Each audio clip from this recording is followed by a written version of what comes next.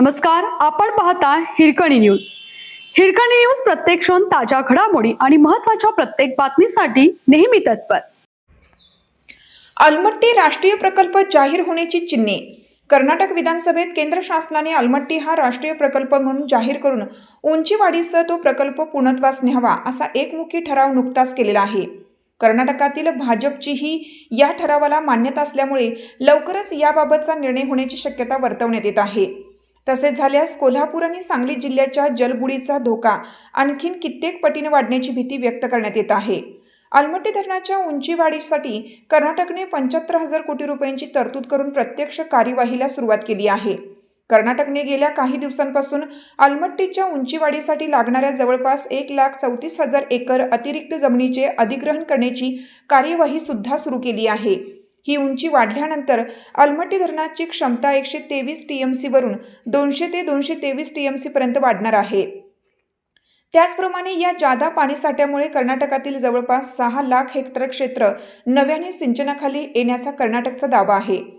न्यायाधीश ब्रिजेश कुमार यांच्या लवाद्याने कृष्णा खोऱ्यातील पाणी वाटपाला अंतिम स्वरूप देताना अलमट्टी धरणाची उंची 519.9 मीटर वरून 524.25 मीटरपर्यंत वाढवायला परवानगी दिली. मात्र लवादाच्या या निर्णयाला आंध्र प्रदेशने लगेचच सर्वोच्च न्यायालयात आव्हान दिलं आहे. पाठोपाठ तेलंगणानेही या उंचीला विरोध करीत सर्वोच्च न्यायालयात धाव घेतली. आता महाराष्ट्रानेही या वाढीव उंचीला आक्षेप घेतला आहे. अलमट्टीच्या उंचीवाढीला 3 राज्यांनी विरोध केला आहे. त्याचप्रमाणे केंद्र शासनानेही अद्याप न्यायाधीश ब्रिजेश कुमार लवादाच्या निर्णयाला अंतिम स्वरूप दिलेलं नाही. पण आता कर्नाटकातील राज्य शासनाने राज्यातील भाजप नेत्यांना सहभागी करून घेऊन या प्रकल्पाला राष्ट्रीय प्रकल्प म्हणून जाहीर करण्यासाठी केंद्र शासनाला साकडे घातले आहे. केंद्रातील भाजप सरकारलाही भविष्यात कर्नाटकची सत्ता काबीज करायची आहे. त्यामुळे अलमट्टीला राष्ट्रीय प्रकल्पाचा दर्जा देऊन कर्नाटकातील भाजपला बळ देण्याचा प्रयत्न केंद्रीय पातळीवरून होऊ शकतो. किंबहुना कर्नाटकातील भाजप नेत्यांनीही केंद्राला त्यासाठी साकडे घातल्याचं दिसत आहे. ऑगस्ट महिन्यापूर्वी अलमट्टी धरण पूर्ण क्षमतेनं भरून घेतलं तर त्याचा बॅकवॉटरमुळे कोल्हापूर आणि सांगली जिल्ह्यात पूर परिस्थिती निर्माण होते. शेकडो गावे, लाखो हेक्टर जमीन पाण्याखाली जाऊन करोडो रुपयांचे नुकसान होते. हा आजपर्यंत 4 वेळा आलेला अनुभव आहे.